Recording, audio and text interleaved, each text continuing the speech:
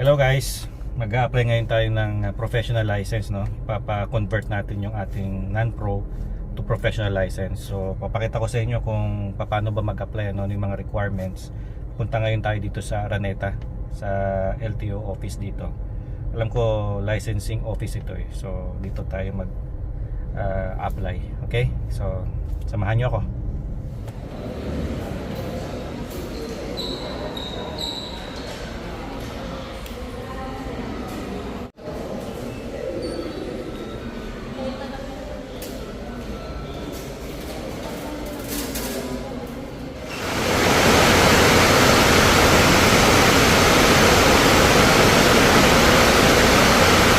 Offline. Uwi muna ako offline eh.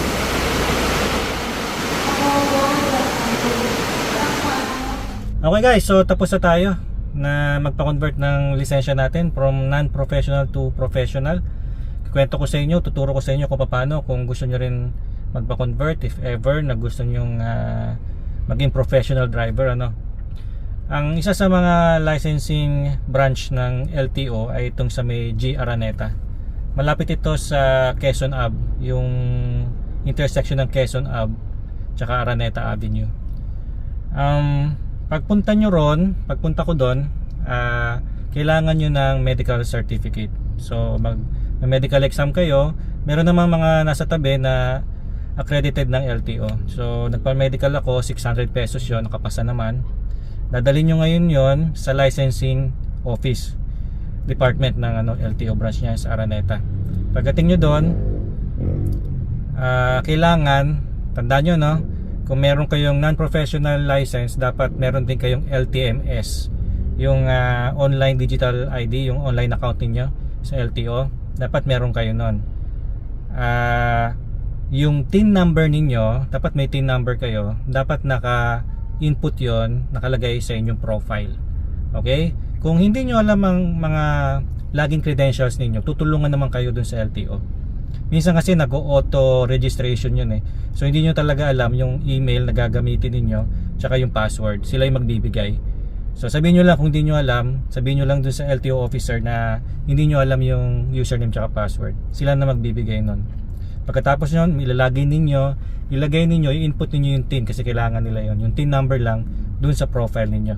Pagkatapos nun, may babayaran kayong 100 pesos application fee. Tapos hintay. Ang susunod na doon yung written exam. Yung written exam, 60 questions siya.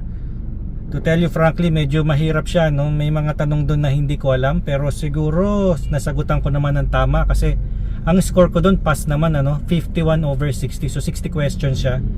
Pumasa naman kahit pa paano.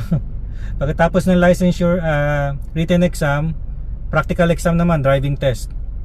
So sa driving test, magbabayad kayo ng, ako binayaran ko 900 eh. Nasa restrictions ata yun ng lisensya ninyo. Tapos kung may kotse kayo, pwede nyo gamitin yung kotse ninyo. Less 500 na yon. Ako kasi, malayo yung pinagparkingan ko, hassle pa, muulan pa, kaya binayaran ko na lang. So bali 900 yung nabayaran ko. Pero kung may kotse kayo, yun ang pwede nyo gamitin na test car. Okay, makamenos kayo ng 500 pesos. Pagkatapos nun, releasing na. Yan, sa releasing, meron kayong babayaran na, ito yun eh, 325 pesos. Change classification fee from non-pro to professional. Tapos replacement fee na 225 pesos. Yung classification fee 100 lang naman. So 325 lang yung babayaran ninyo. So overall 325 plus 600 plus 100 plus 900. So yun yung mga ginastos ko dito, So ito yung card ko. Yan.